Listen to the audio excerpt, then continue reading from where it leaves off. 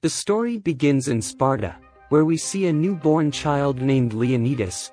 His training starts when he becomes 7 years old and he was sent far from his mother. The citizens of Sparta were taught how to sacrifice themselves for others. Children's training was very painful, which made their body able to bear any pain. After his training, later, Leonidas was sent to a terrible forest to test his bravery. If he comes back alive, he will be made a soldier, but if he loses courage, this forest will give him a very painful death. Leonidas faces a ferocious wolf, but he ends that wolf brutally. When he returns to his training spot, everyone is shocked to see his bravery and choose Leonidas as their king. Time passes gradually. One day a Persian emissary arrives to Leonidas. He says that I have come with the message of King Xerxes. Our king has millions of army and he wants you to hand over your water and land to us. If you don't do this, we will uproot your whole Sparta. He also tries to scare Leonidas by showing him the severed heads of other kings. Leonidas becomes furious on it and the Spartans reply by throwing the envoy and his escort down into a bottomless pit. But now Leonidas was worried, because the enemy might attack any time. It was the tradition of the Spartans that they used to do all their important work by asking the priest.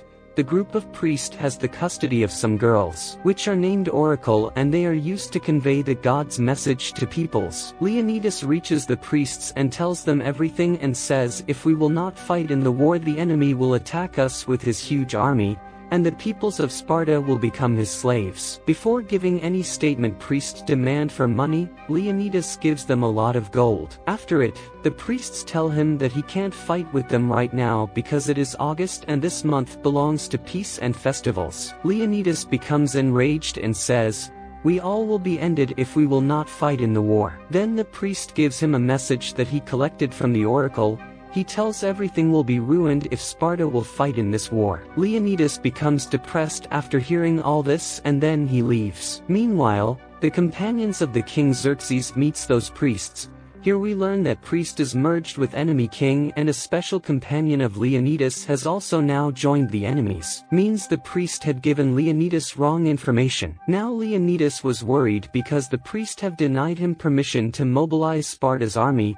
Then Leonidas gathers 300 of his best soldiers in the guise of his personal bodyguard. These 300 soldiers know that they have a huge army in front of them, but there is no fear in their heart because they have been trained since childhood. They are joined along the way by a force composed of a few thousand Arcadians and other Greeks. His plan involves building a wall in order to funnel the Persians into a narrow pass between the rocks and the sea. They find a village on the way that was completely burnt. Spartans become furious after seeing it. Meanwhile, an injured boy comes to Leonidas. The boy tells a few evil people arrived here and they ended everyone brutally. After it, they move forward and find many Persian ships coming towards them.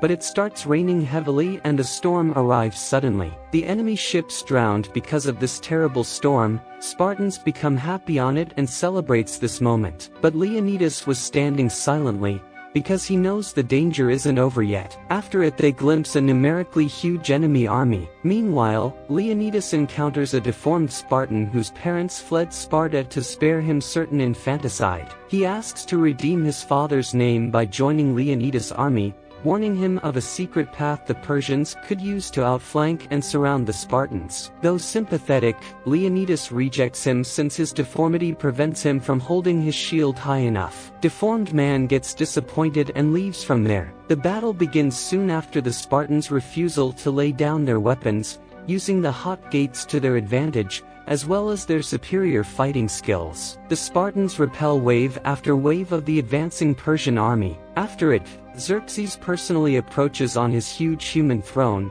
He offers Leonidas wealth and power in exchange for his submission. Leonidas says, so you are the one who consider himself God, but you will lose this battle because you have more slaves than brave soldiers and you might be the god of slavery, not bravery. Xerxes becomes furious on this and leaves from there. After it, Xerxes sends in his elite guard. The Spartans were fighting as their dictionary didn't have words like fear, and it seems like they will fight till their last breath. On the second day, Xerxes sends in new waves of armies from Asia and other Persian subject states.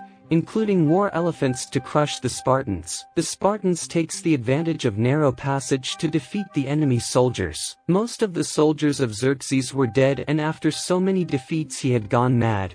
To satisfy his ego, he started killing his own soldiers. But the undefeated Spartans, who were immersed in the joy of victory, did not know that a Spartan was going to be the cause of their death.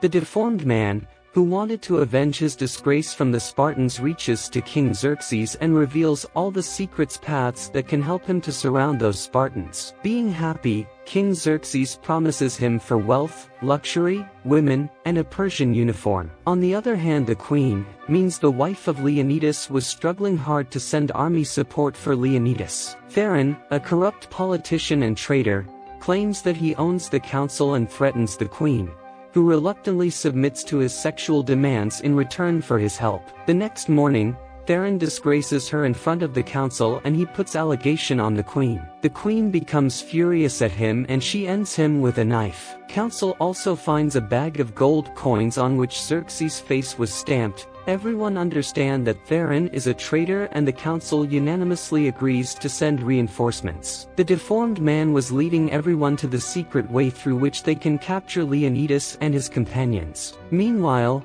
a man comes to Leonidas and asks him to run from here because they are surrounded by the enemy. Leonidas says, running away by showing the back to the enemy is a sign of cowardice. Leonidas calls his companion named Dilios and asks him to go back to Sparta and tell everyone what has happened here and tell everyone about our victory. Then he gives him a locket and asks him to give it to the queen. The next morning, King Xerxes surrounds them with his army. One of his soldiers says, "Obey our king," and bend in front of him. The deformed man arrives and asks Leonidas to take Xerxes as their king. Leonidas remembers the night when he ended that ferocious wolf. Leonidas seemingly kneels in submission, allowing his companion to leap over him and kill the general. Angered, Xerxes orders his troops to attack. Leonidas throws his spear at Xerxes, but he misses him. The spear cuts across and wounds his face, proving the so-called god king's mortality. Leonidas and the remaining Spartans fight until they finally succumb to an arrow barrage. Dilios reaches to Sparta and gives the locket of Leonidas to queen.